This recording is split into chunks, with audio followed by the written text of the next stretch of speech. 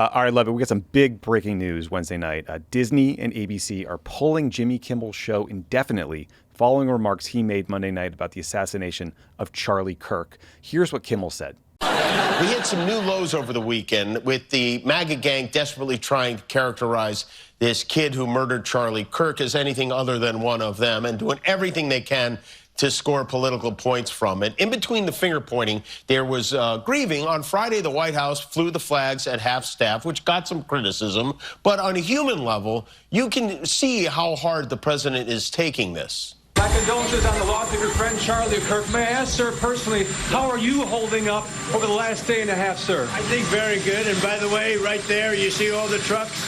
They've just started construction of the new ballroom for the White House, which is something they've been trying to get, as you know, for about 150 years. And it's going to be a beauty.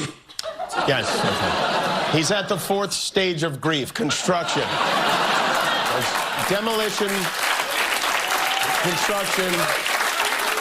This is not how an adult grieves the murder of someone he called a friend. This is how a 4-year-old mourns a goldfish, okay? This decision came after FCC Chairman Brendan Carr said this on Benny Johnson's podcast Wednesday. Benny Johnson is a TPUSA staffer. There's actions that we can take on licensed broadcasters. And frankly, I think that it's really sort of past time that a lot of these licensed broadcasters themselves push back on Comcast and Disney and say, listen, we are going to preempt. We are not going to run Kimmel anymore until you straighten this out, because we licensed broadcaster, are running the possibility of fines or license revocation from the FCC if we continue to run content that ends up being a pattern of news distortion. So I think, again, Disney needs to see some change here, but the individual licensed stations that are taking their content, it's time for them to step up and say, this, garbage, to the extent that that's what comes down the pipe in the future, isn't something that we think serves the needs of our local communities. But this sort of status quo is obviously not acceptable where we are. It's pretty chilling. You have the chair of the FCC basically talking like a mobster. Also, Apparently he also said in that interview, we can do this the easy way or the hard way. And now we have ABC clearly choosing the easy way. Yeah, we found the easy way. That ABC seems to have folded so quickly and so immediately to go even beyond that, right? Like all these people out there being like, well, Jimmy Kimmel said that he was one of us when this was a left-wing shooter. Now, whatever the specific meaning of like one of us or whatever the exact term he uses could mean that like the images over the weekend were that he came from a Republican family, that he wasn't trans as some people had alleged. I don't know exactly what the meaning would be. But even if you take that as being inaccurate, we have corrected.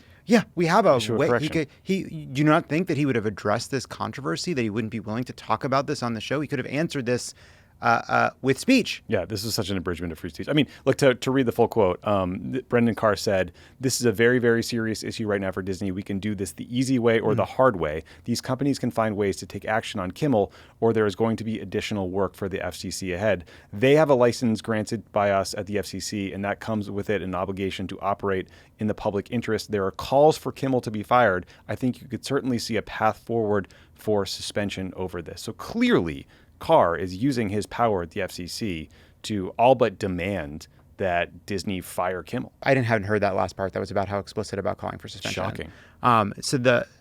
Jesus. And then within hours of this interview airing, we find out that a bunch of affiliates would you have the timeline of this? Yeah, so just before the ABC announcement, Nexstar, which is one of the largest owners of local TV stations in the United States, they said that they were preempting episodes of Jimmy Kimmel Live for the foreseeable future. And Lovett, you'll be shocked to learn that Nexstar is attempting a merger with another media company called Tegna, subject to regulatory approval. So we have all these different levels of pressure from the federal government. We have the license pressure. We have the regulatory pressure on the approval of a merger, which they've been using to great effect. That's how they threatened CBS and Paramount. And ultimately, as part of that, we saw Stephen Colbert's show canceled. And it's just, it is obviously wrong for the federal government to put this kind of pressure on a company for speech it doesn't like, even if you view the speech, even if the speech is inaccurate. Right? The First Amendment doesn't go out the window because someone said something inaccurate. You can ask them to correct it. You can criticize them. You can tell people why it's wrong. You could, I suppose, someone could sue because you have to prove they did it on purpose, the actual malice. But the First Amendment doesn't go out the window. Yeah. Also, again, we talked about this on the show, but ABC settled with the White House and paid $16 million for these comments made by George Stephanopoulos that were entirely defensible in court. It bought them nothing. Yeah. Right? Because I was looking at some tweets from the White House. Taylor Budwich, the deputy White House chief of staff, tweeted, "Welcome to consequence culture. Normal, common sense Americans are no longer taking the bullshit, and companies like ABC are finally willing to do the right thing and a reasonable thing, make America great again." The Trump War Room account tweeted, "Hey, ABC, when are you going to pull Matt Gutman, ABC? You know, the reporter who was touched by the text messages that Charlie Kirk's assassin sent his lover? Like, these guys got a taste of cancel culture, and they want more and they like and it. more." Yeah. And you know, I see also, like, by the way, I think there is a divide playing out in real time, though I think a lot of people will start learning how to sing from the songbook. But there are people that are instantly who see themselves as pro First Amendment, being like, whoa, like Kimmel could have apologized. This seems to be going too far. This is a First Amendment issue. But I see just as many people saying, well, you know, these are the consequences, or, you know, ABC hates, ABC has been hating on the right for so long, or this isn't a free speech. It's a, you know, he clearly said something inaccurate. And it's actually not that far from like the attempts to use like a mortgage document to try to get somebody fired from a federal job, right? You like comb through the records to try to find a mistake and then use that as a justification. Like, so Donald Trump, no friend of accuracy, can say whatever he wants. Republicans can say whatever because they're friends of the regime, right? But liberals, you better be on your best behavior, because if you're somebody that is already disfavored, one false step, and all of a sudden you'll have the FCC breathing down your neck. One mistake, one error, you go too far, you fall for something you saw online, and then you'll have lost your ability to. We'll come after your corporate owners. We'll make your life miserable. We'll make you pay. And like, of course, ABC, Disney, they have a right to hire and fire whoever they want. But it's just so obvious here that this did not come because of some outcry. It didn't come from a bunch of sponsors, you know, threatening to cut advertising spend on the show. This was because the FCC chairman went on a show at TPUSA of all places and threatened these networks and threatened the affiliates. And the affiliate conglomerate Nexstar is seeking his approval for a merger. And it also, it's coming on the heels of this series of steps that are so obviously First Amendment violations, from Trump's flag burning EO, which is, you know, again, we talked about this on the pod on Tuesday. Like, it is a Supreme Court vetted instance of free speech. They were throwing kids in jail for writing op-eds about Gaza for weeks on end. We're kicking, the State Department announced that you can throw foreigners out of the country if they post mean things about Charlie Kirk on social media. Like, this is some scary fascist stuff. And just the FCC chairman just sort of basically doing programming for these networks, right? Like saying like, well, it's the kind of, you know, this is, you know, has to serve the community. Let me say that. And you have the FCC chairman basically acting kind of like a programming lead for ABC now, right? Basically like, well, I think the right thing to do would be to suspend. Like, you're giving direct advice for how you think they should, what they need to do to avoid your ire with this sort of implicit threat of the affiliates license or ABC more broadly. And like, I mean, you know, FCC chairman, not usually famous. Right. Not usually well known. Right. Right. Yeah, and like the FCC, like they can ban obscenity and punish you for obscenity or profanity.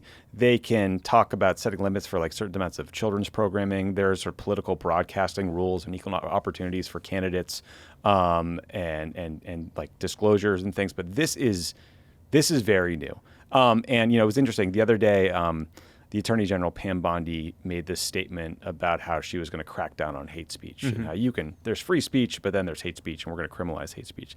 And she kind of walked that back. And I imagine that is because in addition to the ACLU and liberals like crying foul and saying that's blatantly unconstitutional, people like Tucker Carlson and Megyn Kelly and a lot of like conservative voices were like, hey, this is a road we don't want to go down, right? This is a path to tyranny. And I have to say, like, yes, the Attorney General talking about criminalizing speech, that is considerably further than the FCC getting someone fired from a network. But, like, we're still walking down that road. I just, look, it's almost quaint to say it. Imagine if Barack Obama had his FCC chairman go out there and say that Greg Gutfeld probably should be pulled from the air because of an offhand comment that he thought was inaccurate, right? There would be a a righteous outrage from the right, an uproar to say that that is obviously a violation of the First Amendment. And it is true. Like, look, I continue to be like, I can't believe I'm still shocked by the number of people who's rushed to, rather than point out how obviously dangerous this is, go first to justifying it or explaining it because they don't like what Jimmy Kimmel said, right? Yeah. They don't like the joke. They don't like the tone. They think what he said there is inaccurate. Fine. Do you not understand why that's not the main issue? Yep. Why that is dangerous, even if you don't like Jimmy Kimmel and think he did it because he's a biased guy? Sure. Yeah. But the fact that people can't see that, or enough people aren't willing to see that on the right anymore, is so fucking dispiriting. And finally, Brian Stelter, who's the chief media analyst at CNN, tweeted that he had reached out to the FCC chairman, Brendan Carr, for comment on what had happened at ABC, and Brendan Carr sent him back this. So that's a gift from the office. So we are being governed by autocratic, censorious, absolute fucking losers. Fuck. Good stuff. I will say clearly, like, there are two problems that are happening at the same time. One is an aggressive and radicalized federal government that is wielding its power in unconstitutional ways. And the other is that they have found how easily it works. Mm-hmm. Like, these people are empowered in part because a company like ABC is willing to concede so readily. Like, this is a fight that they could win. Yep. At least in court, right? They are on firm ground to not be pressured into programming decisions by the federal government. It's a clear violation of the First Amendment. But every time these companies are giving up the First Amendment and not fighting for it. Yep. And it's just a reminder, by the way, that we need independent media. We're building an independent media company here at Crooked. And if you want, you can subscribe by clicking join below to become a paid subscriber, or go to crooked.com/friends to subscribe on any of a number of wonderful platforms.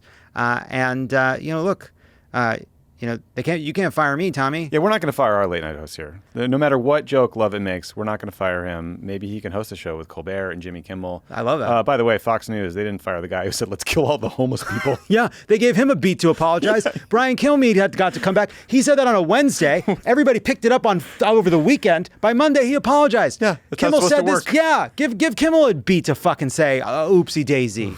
What happened to this country? This is not good.